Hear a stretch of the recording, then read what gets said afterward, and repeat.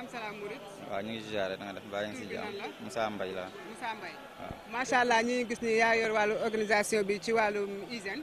waaw waaw. ñu rafetlu ko lool nag. waaw ci mën a wax tuuti.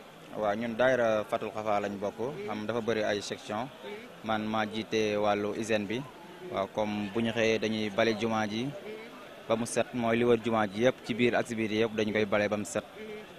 am na tamit ay ndox yu ñu indi ay camion ndox ay camion glace loolu moom ci yeneen section yi la bokk mais man moom bu dee wàllu mbale meeg yooyu man maa ko jiite waaw.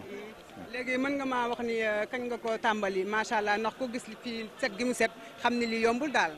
waaw yàgg na nag ndax daayira bi moom daanaka war naa mat 20 ans léegi moom. macha allah waaw ndax Serigne Saliou moo ñu ko joxoon liggéey bi ci njiital si suñu jëwriñ Sayer Ndiaye.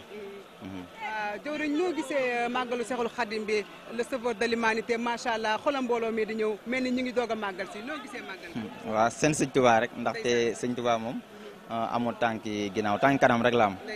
ñun moom daanaka sax suñu bopp la ñuy liggéeyal du dañ naan dañuy liggéeyal sëñ Tuubaa mais ñun suñu bopp la ñuy liggéeyal ndax sëriñ Tuubaa moom li ma am na ko ba noppi ñun ñoo bëgg lu baax ñun ñoo bëgg lu ñuy am moo tax ñuy ci xar suñu tànk tubéy di def luñ man ak luñ mënul yëpp ñu koy def. jëwriñ looy wax ci sëñ Mountakha suñu xalifa général bi ak ni mu taxawee askan wi ci corona beeg yëpp macha allah ak lim ci def.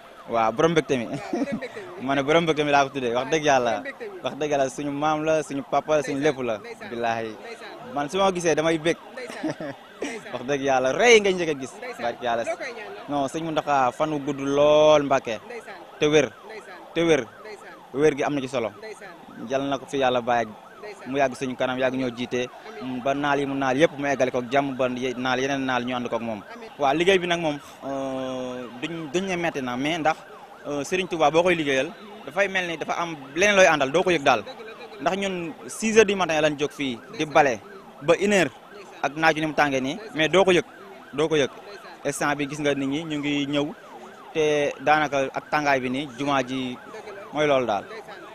dina am tey jii ñoo xamante ne tey jii dinañ bëgg a ñëw buruxloo dugg te fekk jumaa ji di setagum noo leen dundee loolu des fois. waaw loolu nag bu fekkee nag ne dañuy teel a jóg nag balaa nit ñee ñëw ndax nit ñi sax daanaka fi la ñuy fanaan mais balaa nit ñee ñëw am na daal lu ñu koy organiser daal waaw dañuy dagg rang bi bale loolu ñu jàll ñu doog a continuer waat noonu la ñu koy liggéeyee.